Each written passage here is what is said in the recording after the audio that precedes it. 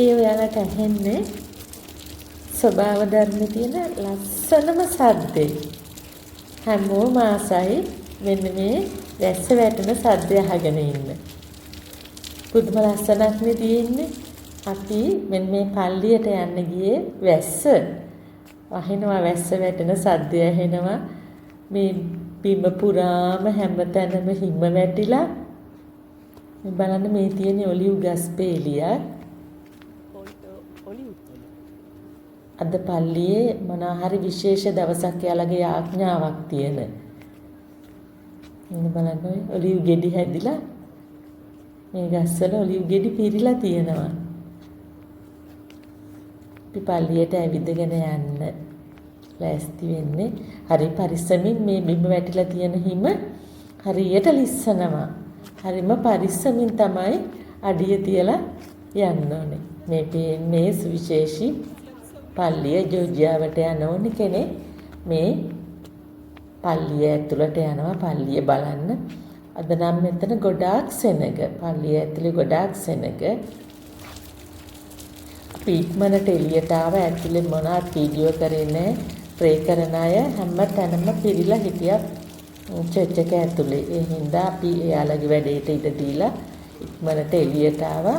ඇතුලේ මොනවත් වීඩියෝ කළේ නෑ. මේ පෙන්නන්නේ මේ තියෙන වටපිටාව. ආගම අදහන තැනක කොච්චර සංසුන් හිත නිවන වටපිටාවක්ද බලන්නක තියෙන්නේ. ඒ වැස්ස හින්දා ඒක තවත් ලස්සන වෙලා. පොඩි වැහි බින්දු වැටෙන සද්දය ඇහෙනවා. ඒ ඇරෙන්න වෙන කිසිම සද්දයක් නැහැ. මිනිස්සුන්ගේ ආඥා හඬ ඇහෙනවා. ඒක පරිසරයේ පුරාටම විහිදෙනවා. පුදුම තරම් නිස්කලංක තැනක් ඒ චර්ච් එක තිබුණු තැන. වටපිටාවේ ලස්සන බලන්නකො කොච්චර වැස්ස වැටුණා. ඒ පරිසරයේ තියෙන සුන්දර බව හරි ආස හිතෙනවා. දවසක් වුණත් මෙතෙන්ට වෙලා ඉන්න පුළුවන්. ඒ තරම් ලස්සනයි.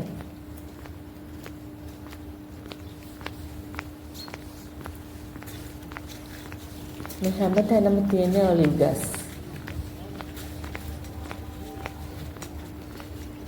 මොන ආගමකට අයිති වුණත් පූජා භූමියකට ගියාම පින්බිමකට ගියාම හිත නිවෙනවා.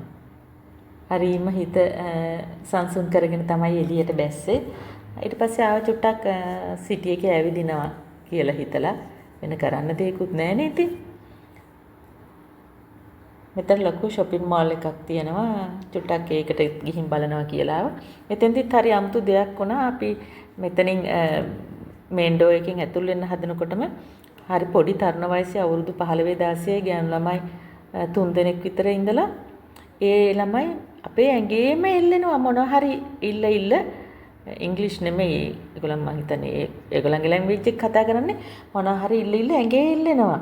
හරි අමාරුවෙන් තමයි ඊට පස්සේ එතනින් බේරිලා ගියේ. මං හිතන්නේ එතන මොකක් හරි වෙන මොන හරි ප්‍රශ්නයක් තියෙනවා එතන. ඔය අපේ රටවල් වල ඉන්නේ නේද පර්ස් එක උදුරන් දුවන ඒ වගේ. බොහොම අමාරුවෙන් බේරලා තමයි මේ මෝල් එක ඇතුළට ගියේ. ගිහිල්ලා චුට්ටක් කොහම ඇවිදගෙන ගියා. ඇත්තටම මේ අපි දන්නවා මේ අපි ඉන්න රටවල් වල නම් shopping mall එකක් ඇතුළට ගියාම කොච්චර දේවල් තියෙනවද නේද? විවිධ දේවල් හැමදේම ජීවිතේට ඕන හැමදේම තියෙනවනේ. හයිපර් මාකට් එකකට ගියාම ඒ වුණාට මේවයි වැඩිපුරම තියෙන්නේ ඒගොල්ලන්ගේ මේන් ප්‍රොඩක්ට් එක ජෝර්ජියන් වයින්. ඊට පස්සේ මීපැණි ගොඩාක් මීපැණි වර්ග තියෙනවා. ඒ මීපැණි වල එක එක රසවල් එන්නේ. අපේ ටුවර් ගයිඩ් කිව්වා ඒ මීපැණි වල රස එන්නේ එක එක මීපැණි වලට එක එක විදිහේ මල් වවනවලු ඒගොල්ලන්. ඒ රස එන්නේ ඒකෙන්ලු. චුට්ටක් ඒකෙත් ඇවිදලා ආයෙත් එළියට බැස්ස. ඇත්තටම වටපිටාවෙනේ බලන්න දේවල් තියෙන්නේ. පුදුම ලස්සනක් නේ තියෙන්නේ පරිසරේ. හරි গুপ্ত. ඒ වුණාට පුදුම ලස්සනයි. ගොඩාක් යුරෝපියන් කන්ට්‍රීස් වල මේ විදියට තමයි ඇස් වලට දකින්න තියෙන්නේ බිල්ඩින්, ගස් කොළන්. අනික ඉතින් මේ වින්ටර් එකනේ.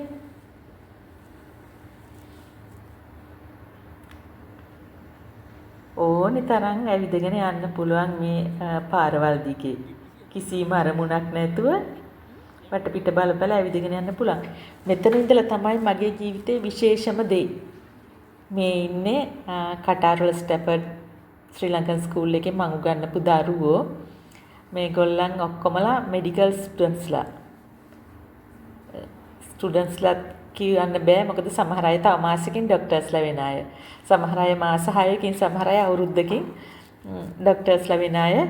ඒගොල්ලන්ට ආරංචි වෙලා මං ජෝර්ජියාවට ආවා කියලා ඒගොල්ලන්ම කතා කරගෙන ඔක්කොමලා එක ළඟලු ඉන්නේ හොටෙල් එකට මාව බලන්න ආවා. මාව බලන්න ආව විතරක් නෙමෙයි පස්සේ මාවයි හස්බන්ඩ්වයි ඩිනර් එකටත් එක්කගෙන ගියා. මේ තමයි මං ජීවිතේ ලැබපු සතුටුම මගේ බර්ත්ඩේ එක. මගේ බර්ත්ඩේ එක සෙලිබ්‍රේට් කරන්න ඇත්තටම හස්බන්ඩ් මේ ගමන මේ දාගත්තේ ජෝර්ජියාවට. ඉතින් මේගොල්ලන් කොහොම හරි යාළගේ පේරන්ට්ස්ලාගෙන් එහෙම දැනගෙන මං ගියා කියලා මෙයාලා මේ මාව බලන්න ඇවිල්ලා. මේ දරුවෝ මට තේරෙන්නේ නැහැ කියන්න එච්චර සතුටුම දවසක්. මං හිතුවා මට heart attack හැදෙයි කියලා මේ සතුට වැඩි කමට. එක්කන් ගිහිල්ලා මගේ බර්ත්ඩේ එකට එහෙම කේක් ප්ලාස්ටික් කරලා ඊට පස්සේ රටේ ට්‍රැඩිෂනල් කෑම ගෙනල්ලා ඒව කන විදිය මට කියලා දීලා රස්සාවටම ගැලපෙන කරුණාවන්තකම ඒ දේවල් මේ දරුවන්ගේ පිරීලා ඉතිරිලා ගිහිල්ලා මම ඇත්තටම වාසනාවන්තයි මේ වගේ දරුවෝ ටිකකට පිටරටකදී අකුරක් හරි උගන්වන්න ලැබුණු එක මං කරපු පිනක් සංසාරේ කරපු පිනක්. ඒ වගේමයි මේ දරුවෝ ටික හදපු දෙමව්පියන්ට මං පින් දෙනවා මේ තරම් ගුණගරුක විදියට යහපත් විදියට වැදගත් විදියට මේ දරුවෝ හදලා තියෙන එක ගැන. නැත්තම් එයාලට තිබුණා මං ආවා කියලා කවුරුත් දන්නේ නැහනේ. එයාලට තිබුණා එහෙම දන්නේ නැහැ වගේ ඉන්න. එයාලම හොයාගෙන එයාලම මේ දේවල් ඈස්ති කරගෙන මේ ඉන්නේ පුතා එයා ඇත්තටම හරි ආඩම්බර හිතන විදියට ඒ රටේ ජීවත් වෙන දරුවෙක් අපේ ලංකාවට ආඩම්බරයක් වෙන විදියට ජීවත් වෙන දරුවෙක්. එයාගෙම වෙහිකල් එකක් තියාගෙන මේ එයාලගේ අනිත් මේ නංගිලා මල්ලිලා ඒගොල්ලන්ව බලාගෙන එයා ලොකු කැපකිරීමක් කරගෙන ඒ දේවල් කරන් ඉන්න දරුවෙක්. හරිම වාසනාවක් දෙමව්පියන්ට මෙහෙම දරුවෝ. පුදුම සතුටක් මට. සතුටක් කියන්නේ මං මේ වෙලාව ඉවර වෙනකම්ම මගේ ඇස් වලින් කඳුළු එනවා. මොකද මෙහෙම දෙයක් කවදාවත් මං හිතුවෙත් නෑ. මට එහෙම හිතාගන්න කොහොමටවත් බෑ. මොකද මෙච්චර දරුවෝ ඉන්නවා කියලා මම දන්නෙත් නෑ. හරි පුදුම දෙයක් ඒක. තව කොච්චර කිව්වත් මට ඒක විස්තර කරන්න මං දන්න භාෂාවේ වචන නැහැ. ඔයාලා හැමෝටම ගොඩාක් ස්තුතියි පුතේ. එහෙම ගුරුවරයෙකුට එහෙම හිතට සතුටක් දුන්නට අපේ සතුට ඔයාලා අපිව පහු කරලා ගොඩාක් ගිහිල්ලා ඉන්නවනම් ලොකු දුරක් ගිහිල්ලා ඉන්නවනම් අපිට හිතන්න බැරි තැනක ඔයාලා ඉන්නවනම් ඒ තමයි ගුරුවරු විදියට අපේ සතුට. ඒ කියන්නේ අපි අපේ වැඩේ හරියට කළා කියලා. ඇත්තටම ඔයාලා අපිව පහු කරන් ලොකු දුරක් ගිහිල්ලා රටේ නම ඔයාලගේ දෙමව්පියන්ගේ නම ඒ රටවල් වල බබලවන්න තරම් ඔයාලා දක්ෂය වෙලා හොඳ ළමයි වෙලා ගුණගරුක දරුවෝ වෙලා ඒක තමයි තියෙන ආඩම්බරේ. ඉතින් ඔය ගිහිල්ලා කොහොම කෑම ගෙනල්ලා සමහර කෑම જાති තියෙනවා ඒක කන්න විශේෂ ක්‍රමයක් තියනවලු. මේ ඩම්ප්ලින් එක වගේ එක ඒක කන විදිහක් තියනවලු. ඒගොල්ලන් ඒක අරගෙන මෙහෙමයි ටීචර් එක කන්නේ කියලා කන විදිය කියලා දීලා ඒක නම් හිතන්න බැරි සර්ප්‍රයිස් එකක්. මම ජීවිතේ කවදාවත් මේක කෙනෙකුට හම්බ වෙන්නෙත් නෑ.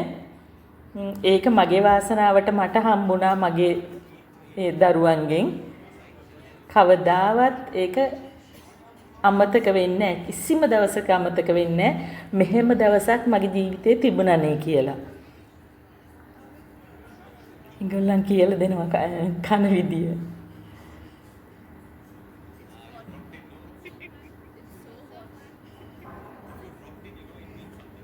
මම මෙච්චර වාසනාවන්ත නම් මේ දරුවන්ගේ දෙමව්පියෝ කොච්චර වාසනාවන්ත ඇතිද මේ වගේ හොඳ දරුවෝ ටිකක් ඇදුවට. රටට වැඩක් තියෙන රස්සාවක් කරන්න නේද? ලෝකෙට වැඩක් තියෙන රස්සාවක් කරන්න. ඒ වගේම ලෝකෙට කරුණාව පෙන්වන්න නේද? ඒ දේවල් එක්ක හැම දෙයකම සංකලනයක් මේ දරුවෝ. දක්ෂකමේ, ගුණයහපත්කමේ ඒ හැම දෙයකම එකතුවක් මේ දරුවෝ. දෙවියෝ මවපු අමුතු චරිත ටිකක් මේ.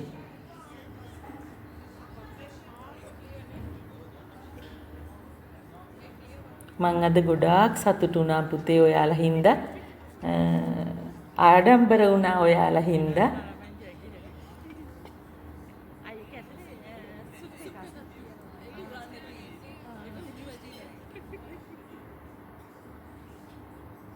පිට රටක කියලා නැහැ.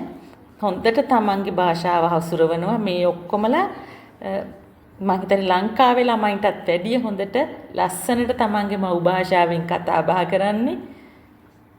ඒ හැසිරීම් ඔක්කොම ශ්‍රී ලංකන් විදියට ලංකාවට කොච්චර ආඩම්බරයක්ද. ඒ වගේ දරුවෝ ටිකක් ඉන්න එක පිට රටක දරුවෝ නෙමෙයි මේගොල්ලන් දවසක වෛද්‍යවරුනි අපේ රටට සේවය කරන්නේ නේ. ඉතින් එහෙම දරුවෝ ටිකක් ඉන්න එක එයාලා ලෙඩුන්ට කොච්චර කාරුණික වේවිද.